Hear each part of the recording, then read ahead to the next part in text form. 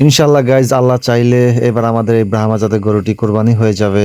তো গাইজ, গরুটি অনেক চঞ্চল হওয়ার কারণে গাছের সাথে শিং ঘষাঘষি করে শিংয়ে একটু সমস্যা হয়ে যায়।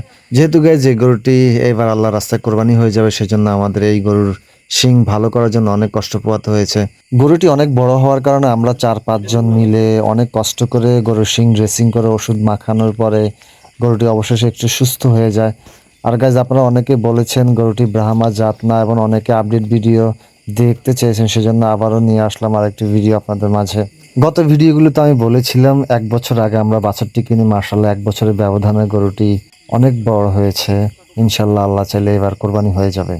দুঃখের বিষয় হলো ভিডিওটি আপলোড দেওয়ার পরে আপনারা অনেকে ভালো এবং অনেকে বাজে ধরনের মন্তব্য গাইজ, এই করেছেন। গরুটা নিয়ে আমি আরো কতগুলো ভিডিও আপনাদের মাঝে উপস্থাপন করেছি। আমি বলেছিলাম এই গরুটা ব্রাহ্মা বীজের গরু। আপনারা অনেকেই বলছেন এটা শাহিওয়ালের জাত। আপনারা আমার কথা বিশ্বাস করতে পারছেন না। আর আমি বলেছিলাম গরুটার ওজন 10 মণ হবে, আপনারা বলছেন 6 মণ, কেউ বলছেন 7 মণ। তো এই যে আপনারা যে এই ধরনের কথা বলছেন, আপনাদের ধারণা দেখে আমি খুবই বিস্মিত।